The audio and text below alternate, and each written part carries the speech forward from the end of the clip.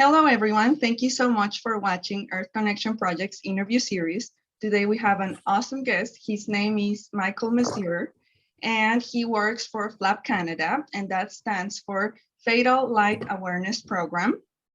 Thank you so much, Michael, for being here. And Thank you. Yeah, last week, we actually interviewed Feather Friendly, which you guys are working together, right? Yes. And well, first of all, if you guys haven't watched that interview, go and watch it. It was very interesting. We learned a lot about birds. And we learned that about 1 billion birds die a year from window collisions, just in North America. But Michael, correct me if I'm wrong, you guys focus more on migratory birds, right? Yeah, in part because the birds that tend to collide in greater volumes with windows tend to be migratory birds. Not to say that residential species like house sparrows and pigeons and starlings, we pick them up as well, but they're not near as vulnerable as those that are just passing through the regions, which would be primarily migratory birds. Okay, and then I think I have this number right, about 25 million migratory birds die every year from window collisions. So in Canada, you mean, right? Oh, just in Canada? Okay. Yeah. So believe it or not, that is still very much a conservative number. Okay. The range is between, I think, 18 million to 40 million. So an average in around 25 million a year. But that was taken from samplings of data when they produced those numbers back in 2013 through a government-funded report for here in Canada. And there were some data missing that would have provided them with a more robust number. But hey, look, 25 million birds is bad enough. It's a lot. And if that's just in Canada, you know, it's a big issue. I hadn't realized how big it was. And I think most people don't realize it's really a big problem, especially nowadays where there's a lot of big buildings that are mostly windows. Like it really affects birds. So yeah, we're here to learn more about it. So why don't you go ahead and please let us know a little bit more what FLAP Canada does, what are some of your goals and mission? Sure. FLAP Canada was founded in 1993. We started out as a core group of caregivers, for lack of a better term, that were concerned about the number of birds colliding with Toronto's lit office towers during the migration seasons. When we started, for about the first 2 or 3 years, we focused entirely on nighttime strikes. But then when we stuck around after daybreak, there was this whole other wave of collisions that was taking place, which turned out to be daytime collisions. And the more we experienced this, the more we realized that the daytime issue was a far more significant issue compared to the nighttime. Nighttime's bad enough. So we started to focus doing patrols during the daytime as well. And since then, we've started, we initiated a number of different programs, from what we call our Global Bird Rescue event, which is once a year in the fall. We ask people from all over the world to go out into their community looking for birds that may have collided with buildings in their region and entering them into our Global Bird Collision Mapper, which is a global interface for people to report strikes from all over the world. But what's really become our front and center effort has been looking at trying to get mandatory requirements put in place in various municipalities across the country. And we're slowly but surely getting there. But this is an extremely time-intensive exercise in patience because it takes a long time to create this kind of change, but we're getting there. And I'm sure we can talk about this as the interview continues. Yeah, okay, so how long have you guys been operating? Right, so since 1993, so we're approaching 30 years of our efforts here in Toronto, but we've expanded to well outside of the Toronto region, hence why we're now called FLAP Canada. But we're also helping all kinds of groups from all over the planet create their own type of FLAP-like initiatives, working with various municipalities, both here in Canada and the United States, trying to get ordinances put in place and law put in place to protect these birds from this concern. So yeah, over the almost 30 years, there's been an incredible evolution that's taken place where a movement has launched itself now with various interest groups across the planet trying to address this concern. Yeah, that's awesome. That was going to be one of my questions later on, but yeah, let's talk about it more. So, do you have on the top of your head some of the partners you have here in the US? Right. So we work with a number of different groups. We work from the individual chapters of Lights Out programs within the National Audubon umbrella. We do from time to time work with National Audubon.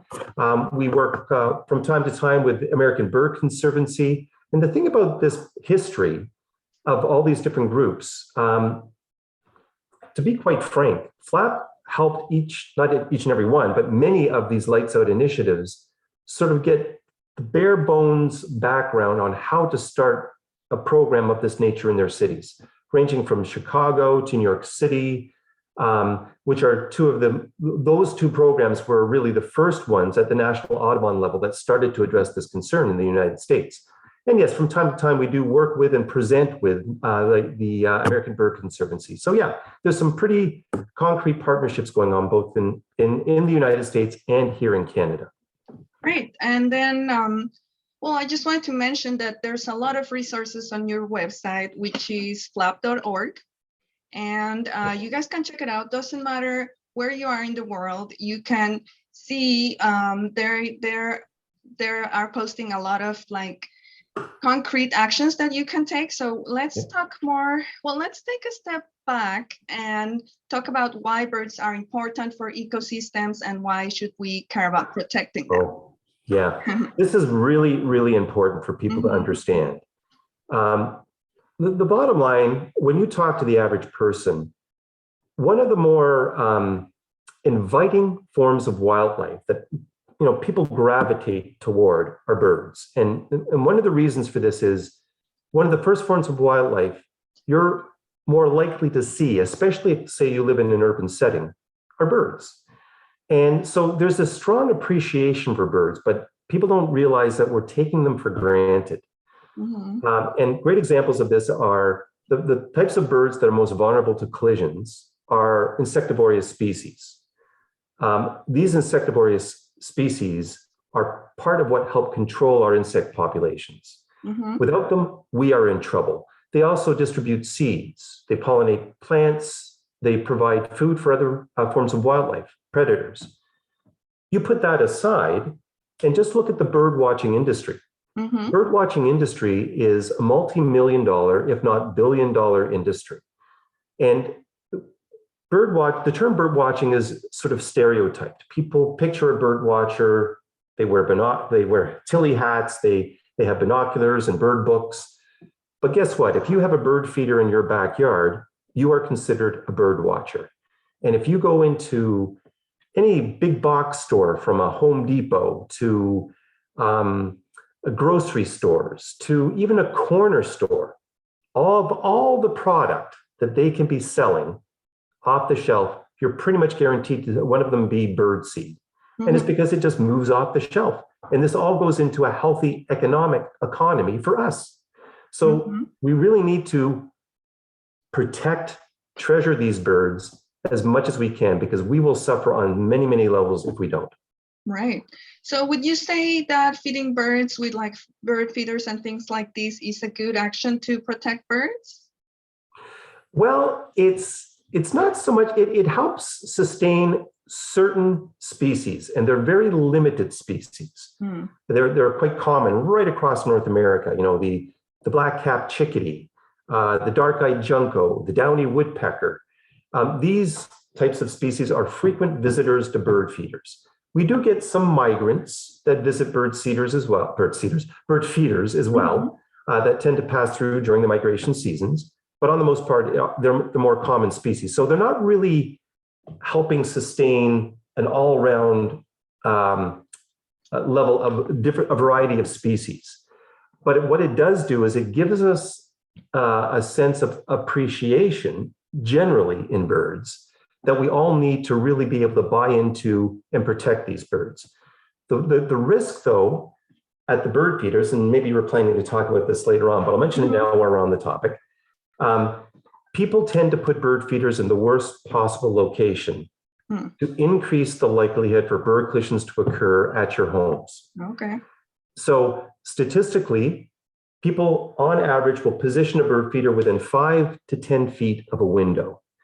And this is the worst distance that you can place bird feeders, because when birds come in to feed from those stations, and they're flying to or from those stations, or if a bird of prey sweeps through and spooks them all, the rate of speed they can pick up flying to and from a feeder can be fatal when they collide with a window. So the ideal location is 1 meter or less, ideally right up against the windows themselves, so that as they fly toward those feeders, they're slowing down to perch or they're deceived by that reflection. They're only going to have a light impact with those windows. So distance is key. 1 meter or less, ideally right up against the window, is the best location. Okay, so let's talk about things that you can do on your windows. Like I said, we interviewed Feather Friendly, and they have a great product like this one, which are stickers that you can put on the outside of your window every 2 inches, and that just is a visual that birds can see that there's a window there. So this is a great product. But I was seeing on your website, there's other things that you can put in windows. Can you talk about those, please? Certainly. Yes, there's more than dots. And just a little bit about the dotted pattern. This is one of the least visually obtrusive patterns out there that make it easier for us to be able to see through the window. It doesn't distract our ability to appreciate looking through to the outdoors. And it has well over an 80% effective rate on average when applied to a window. And they're relatively easy to install. The thing that we're a little concerned about is, at least here in Toronto, it's turning into a polka dot city because so many buildings are installing this particular product on their windows. And so it's important to remember that when you're looking at a window, treat it like a canvas. As long as you understand the formula, for lack of a better term, of what it takes for a marker to work effectively, there are infinite things that you can do to the surface of a window to make it safe for birds, dots being one of them.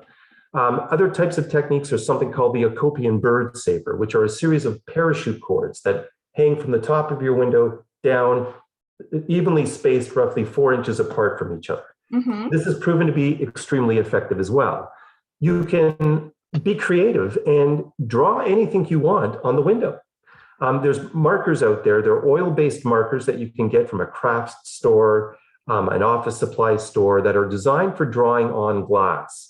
And it can withstand several years, if not more, being drawn on a window. And again, you can draw flowers, you can draw butterflies, you can do zigzags, you can do whatever you want in a pattern to that window, as long as the spacing doesn't exceed what the research says works best. Now, the spacing, the verdict is still out a little bit on this one. Research has proven that a horizontal line should be spaced no greater than 4 inches apart.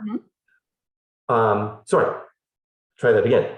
A horizontal line should be no greater than 5 centimeters or 2 inches apart, or a vertical line no greater than 4 inches. But there's a lot now to suggest that the spacing on the vertical should be closer to the 5 centimeter or 2 inch spacing as well. And that's simply because the research that was originally done to measure how many birds are comfortable slipping through small gaps, some of the smaller species like ruby-crowned kinglets, brown creepers, ruby-throated hummingbirds weren't tested. And these types of smaller birds can slip through smaller spaces. So again, the tighter the space, the better. And contrast. Contrast is very important.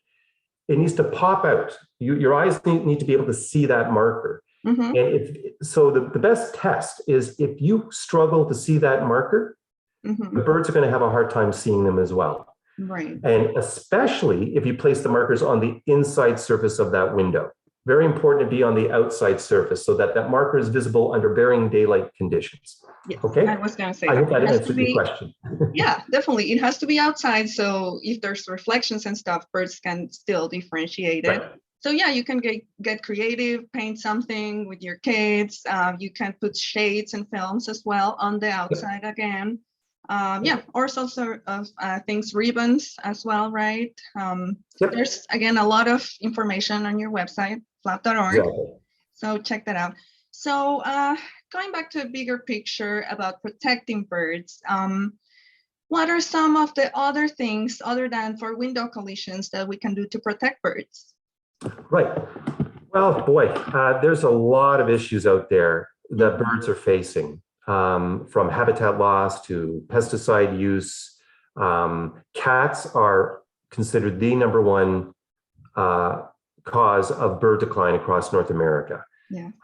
There's this is an ongoing battle because there's different schools of thought when it comes to cats, that if one is a cat owner, they truly believe that it's cruel to confine a cat to the indoors rather than let it roam freely. And it's been statistically proven that the moment you let a domesticated cat outside your door unattended, it faces all kinds of risks to its own safety. Yeah. And bird conservation aside, it's important that a cat owner be responsible to protect their pet by keeping it indoors. But that aside, they are just instinctive hunters. They can't help themselves but be curious and pursue and hunt wildlife, especially birds. And as a result, we have both domesticated cats and feral cats that have, once domestic cats turn wild, that are just out there hunting all the time. So that is a biggie. And I think if we can do our part to not only protect birds, but protect your cats in general, it's going to be solving a big environmental concern right across the board for bird conservation. Yeah, I know this is a controversial issue. What about putting bells on your cat? Is that a good deterrent? Yeah, from what we understand, that bells do work, but only for a short period of time, because cats aren't dumb. They figure out very quickly, it's the ringing that's scaring these birds away. So they just learn to walk very slowly, very quietly, so as to not ring that bell, right? The bottom line, what that also suggests is if you put a bell on your cat, it's okay to leave them outside. And the fact is, your cat still isn't protected. It's still at risk of being a predator to a coyote, or hit by a car, or catch some illness from another cat, or be attacked by a neighbor's dog. There's so many risks. Do the right thing, protect the birds, protect your cats, keep the cats indoors. Cats live a full, productive, and happy life indoors. It's been proven to be able to work. Definitely. And nowadays, there's a new trend about patios, which are patios for cats.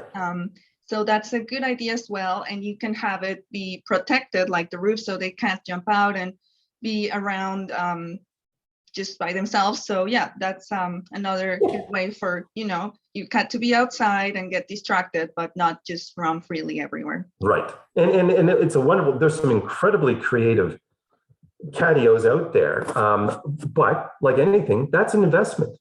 Right. And if you want to save yourself some money, just keep them indoors.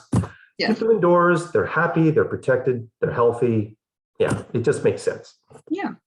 And then a couple other things, you can plant trees, especially do your research if they are food sources for birds. That's a great thing. I was reading also that it's a good idea to disinfect and wash often your bird feeders because there's a lot of diseases. There's avian flu and all sorts of diseases that are also affecting birds. So that's another thing to protect. And then some bigger birds feed on like mice and things like that. So if you could find other ways other than poison, because if they eat a lot of poison mice, they can die themselves. So that's another thing that you can do, right? Yep. reduce. I think it's important to point out here. All these things are important, and I do believe that bird feeders play a positive role. Creating, putting plants of more attractive type of species of plants that would bring birds into your backyard, important. But if anything that we do to enhance our properties to make it more attractive to birds, you have to address your windows. Because the bottom line is, by attracting more birds to your property, you increase the likelihood for birds to collide. And that is going to do the exact opposite of what we're striving to do here. So anything you do, you have to include treating your windows to protect birds at the same time, for sure. Okay, yeah, that's a great point. And like we were saying, it doesn't have to be anything complicated or expensive or hard. You can just paint them, put some ribbons. It doesn't get much complicated than that. Nope, it's easy. Yeah, it's simple. And for some families, it's great. The kids have fun doing it. Yeah, right? Sounds like a great activity. Get the whole family involved and repeat it every spring. Do something once a year. Come up with some new application to your windows. As soon as you get tired of that one, try something else. There's so much you can do. There really is. Yeah, and again, on your website, you talk more about the type of paints that you can use. If you guys are worried about it, it shouldn't be hard to figure out what type of paints work for windows. Right. And just one last little thing about protecting birds in general. I wanted to say that avoiding pesticides is also a good idea for protecting birds. Definitely. Okay, so you guys are having a thing called Lights Out program, which also helps protect migratory birds, hopefully. Can you talk about that more, please? Right. So the Lights Out concept really started, even though FLAP was there right from the get-go trying to encourage people to turn off lights. The term Lights Out came out of the Audubon Society in the United States, and it's kind of taken on a life of its own, quite frankly. We see a number of Audubon chapters using the term Lights Out. The thing about the term Lights Out that is a bit of a concern is it continues to reinforce in one's mind that lights are the problem. And when you really get to understand the various aspects of bird collisions, what is the greater concern? It is the daytime collision problem. It's not turning lights off. However, you will never find an environmental issue, or at least a bird conservation issue, that is so easily resolved as turning lights off. It's a simple exercise. The use of light at night, it's overused.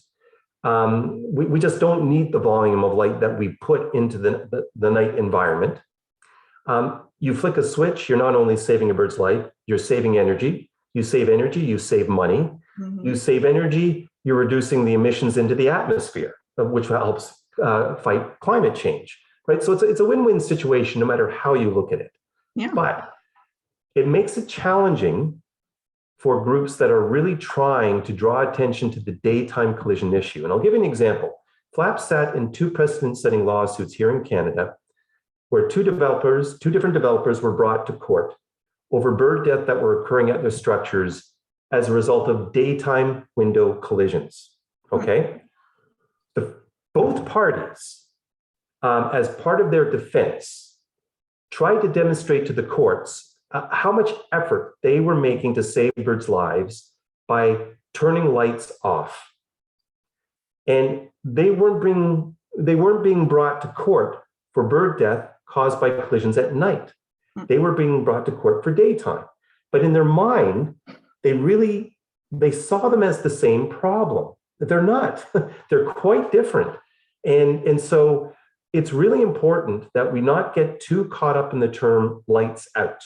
And that said, here in Canada, and forgive me if you were planning to talk about this, but I'll just use this as a segue. In the second trial, the judge piggybacked on a section of what's called the Environmental Protection Act, where experts, they were able to demonstrate that once daylight reflects off of a glazed surface, namely a window, it's reflected in the form of radiation. Under the Environmental Protection Act, there's a section dedicated to contaminants. where anyone who emits a contaminant that harms or kills a migratory bird and aren't making an effort to mitigate that concern can be charged under the EPA. Mm-hmm. Under that list of contaminants is radiation. So suddenly, daytime collisions became part of law for both the province of Ontario and federally. It's now illegal to harm or kill a bird as a result of a collision with a window. And what's so, I don't know what the word is, like coincidental, is lights out here in Canada now does have merit, where both lights off at night and reflected daylight during the day is fatal to birds. So hopefully we can see the same sort of evolution take place in the United States, where they can start to adopt a similar language under similar law, but that isn't quite there yet.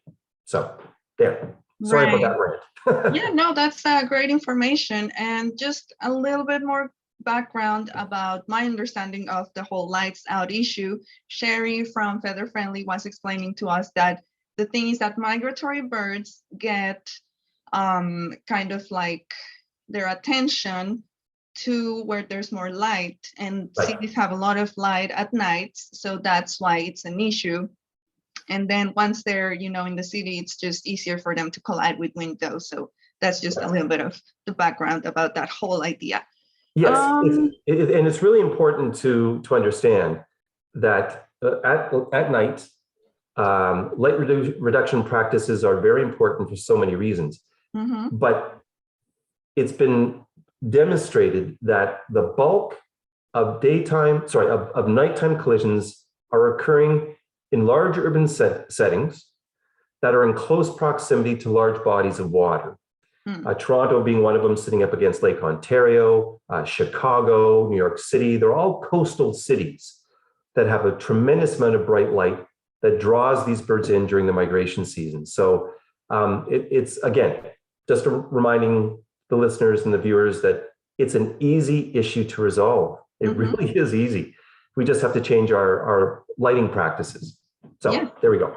Right. And then, yes, water conservation and water quality is another big issue that is good to take into account, because that's affecting a lot of wildlife as well.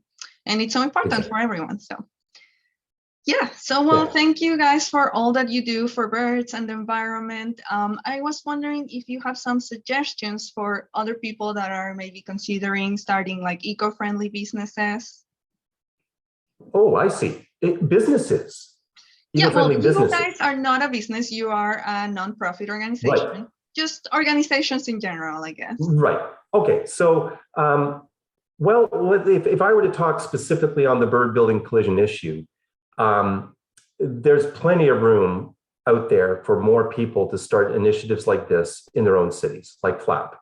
And even if you just focus specifically within the community you live in, you will be amazed at how many birds are out there that need help. And whether it's bird collisions or like we said earlier, pesticides, insecticides, habitat loss, there's so much that we can be doing in our own communities. But one thing for sure that I learned the hard way is volunteerism only goes so far. And without regulations in place, we will be indefinitely trying to create change that will allow us to sustain these bird populations. So I would just encourage people that if they're going to start an initiative in their area, think about having the primary focus be engaging with government, with city council, with municipalities, to get them to put embed rules and regulations in your community that are designed specifically to protect birds. Or else you will be forever fighting this uphill battle of hoping that someone's going to listen, right? Yeah. So that would be my recommendation. Definitely, because at the end of the day, they have a lot of the money and a lot of the power in terms of regulations and what they can really do. So yes, that's a great way to tackle things. Definitely. For sure. How do you feel about your work at FLAP Canada and what you guys have accomplished? Right. Okay, so I've been at this since 1989. So I'm well over 30 years. I really didn't quite know what I was getting into. I can't believe time has gone by as quickly as it has, but that's a cliche. I would have to admit that even though there's been certain goals, certain targets we wanted to reach, I never in my dreams would think we would be as far as we've managed to get. I mean, if we think about it, we've inspired other groups and individuals to create similar initiatives all over the world. This is now a movement. We've created mandatory requirements in cities across Canada, inspired similar actions in the United States. We now have law in place here in Canada designed specifically to protect birds from collisions. So it's reassuring that if you work hard, you're persistent, you're patient, change will happen. You just have to keep at it. And I'm grateful, quite honestly, to have been given the opportunity to do what I do, because it's extremely rewarding to see the change take place. You just can't be discouraged at how long it takes. Right. Because if you get discouraged, believe me, you will give up really quick if you think something's going to change overnight. It doesn't work that way. You got to make it almost a lifetime commitment. Yeah, definitely. Yeah. And nowadays with social media and the internet, it's easier to connect. So everyone can join the movement, share a post, spread the word. There's a lot of things that we could all be doing. And here are some great examples. So what are some of the challenges you guys have faced? Yeah, I would have to say one of the biggest challenges that we've encountered and continue to encounter is there is a mind's eye perspective that addressing the concern of bird window collisions is going to be far too costly, and it's going to interfere with the architectural integrity or the beauty of a given building, whether it's your home, your cottage, or some modern office tower. And it took a long time to get to the point where we were able to start to introduce methods that are proven to work effectively, that are cost effective, and are aesthetically appealing. In fact, Toronto was the first city in the world to introduce mandatory requirements for new builds, for new construction. Nice. And what was thought of to be a threat to an architect in terms of the design aesthetic they were trying to achieve, when they realized they had no choice but to start to introduce designs that were safe for birds, they began to realize, hey, you know what? This doesn't look so bad. This doesn't cost so much. And now we're actually starting to see a new trend in architecture, in an aesthetic that was thought to be a threat, is now being embraced and is enhancing the beauty of a building design. So it's a mind's eye perspective that took a long time to get by. And but now we have some showcase models to demonstrate it can be the exact opposite if you just take the time to listen and really look at what's being proposed. So yeah, that would be the biggest challenge. And I think we're getting somewhere. We're definitely getting somewhere now.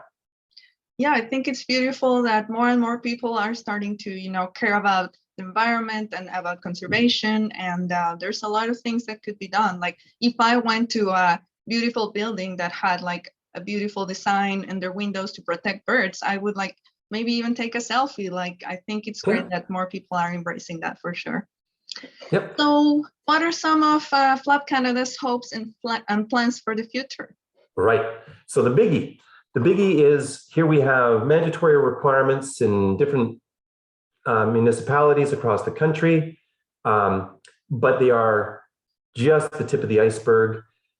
We have what's called an industry standard, a standard here in the province of Ontario for all municipalities to use if they wish to mitigate the threat of bird collisions in their city. So what we're doing, and now we have law as well. So the big step now is to get what's called the provincial building code to embrace the provincial standard. Once they do that, then all new builds in the province of Ontario will have to meet bird-friendly requirements. This is a biggie. And if we're successful at this, this is a game changer. This will not only be limited to the province of Ontario, other building codes across the province will follow suit. And with time, we'll see all of Canada having to be compliant to bird-friendly design. And so that's our focus. We're trying to get the province to adopt the CSA's bird-friendly building design standard. And by doing that, all municipalities will have to comply. And then That's eventually, hopefully the world, there's a lot of efforts here in the US, but I'm hoping that everywhere things start changing and we can do more for the birds and for nature in general. Yes, exactly. Yeah, I was just going to mention, just in case, and we can wait till this later, were you planning to talk about global bird rescue? No, you can talk about it, please. Okay, so I just think it's important because it's a simple exercise that people can do in their own community that doesn't take up a lot of their time, but can have a tremendous amount of return. So Global Bird Rescue is a global event where we try to engage members of the public in all kinds of regions across the world to go out into their community during the first week of October. You can even visit our site, globalbirdrescue.ca or org. I've forgotten now. I'll put it on there. .org. And it's so what it does is it asks people to go out, and any birds that they find within that week-long event in the first week of October, they enter into the Global Bird Collision Mapper. And the goal is to try and rescue as many birds as possible and document as many strikes as possible during that week-long period and putting that into the mapper. Because what we've learned is called citizen science. Citizen science has become almost a necessity, especially amongst government agencies where they're getting incredible volumes of data that gives us a deeper understanding of a given issue. In this case, bird collisions. So the more records that we have collected from across the globe, not only do we get a sense of how big the problem is at a global level, we can identify certain cues that will help us better understand the issue to do a better job at mitigating that threat. So please consider looking into Global Bird Rescue, maybe set up your own team of people to go out into the community and participate in this event. Yes, and then you guys also have a lot of resources and information about what to do if you encounter a bird that's been injured by a window. So that's another thing that we can all help with. Okay, great. So what are other ways in which people can help support your efforts? Right. Well, one thing for sure is follow our efforts in terms of trying to engage the ministry to adopt the provincial building code. You can do this by visiting a section on our website called Ontario Building Code. So it's flap.org/Ontario Building Code. And sorry, try that again, flap.org/Ontario Building Code. Okay. So it's right off of our homepage as well. And just if you can, sign one of the petitions, sign a joint letter, just try and give your 2 cents worth in why this is so important. And there's various ways you can do that, which that section of the website offers, right?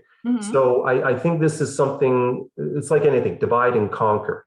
Right. The more people that support a given concern, the more likely government's going to listen. Not a guarantee, but the more likely they're going to listen. So I would really encourage people to look into this and maybe even adopt a similar model in your own city.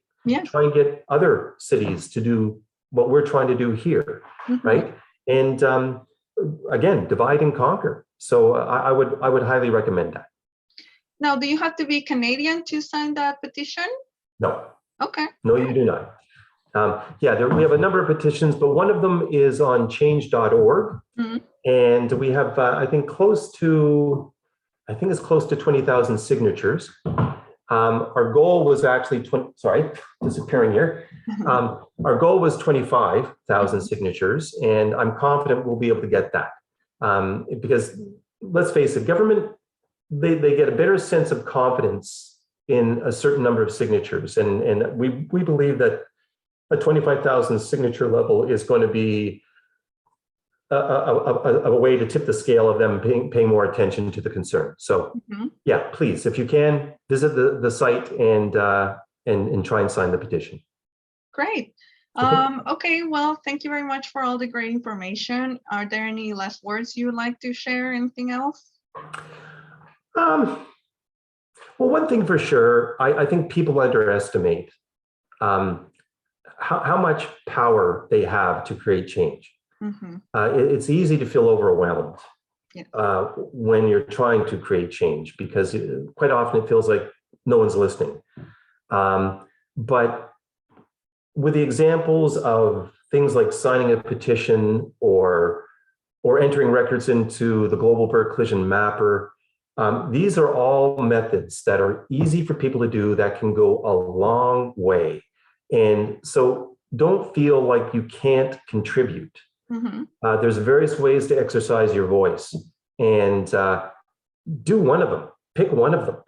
Because if you don't do anything, it's guaranteed it's the rate of change is going to be slowed down. So believe me, your contribution can go a long way. You just have to find what it is and how you want to contribute. Okay? Yes, I agree. I think it's definitely easy to get very sad and overwhelmed. There's a lot of issues happening, but every little thing matters. And part of what we are trying to do here in Earth Connection Project is just, showcasing cool organizations like yours, but then also letting people know that little things matter and that there's a lot of us out there that are caring about the environment. So don't feel alone. It might be like your family doesn't even seem to care, but there's more and more people that are starting to think. So whatever you can do is awesome, Pick up trash, produce less trash. There's so many things. So stay tuned for more information about things that you can do. And you guys take donations as well. So of course, that is something you can do. Please go ahead, flap.org. They are also on social media, Facebook, Twitter, Instagram, LinkedIn. And you guys actually have a YouTube channel that is Flap Canada. So check them out. They have great information there. So I think that is all. Thank you so much, Michael, for your time. Thank you. Thanks really everyone for watching. And I would say that if anyone has any questions specifically related to bird collisions, don't hesitate to reach out to us, and we'll do our best to help you, okay? Yeah, and you guys really have a lot of great resources about what you can do in your windows, what you can do with injured birds, all these different movements, how you can report collisions. So yes, a lot of great information out there. Great. Thank you everyone for watching. Thanks again, Michael. And please subscribe and follow us. Our website is earthconnectionproject.com.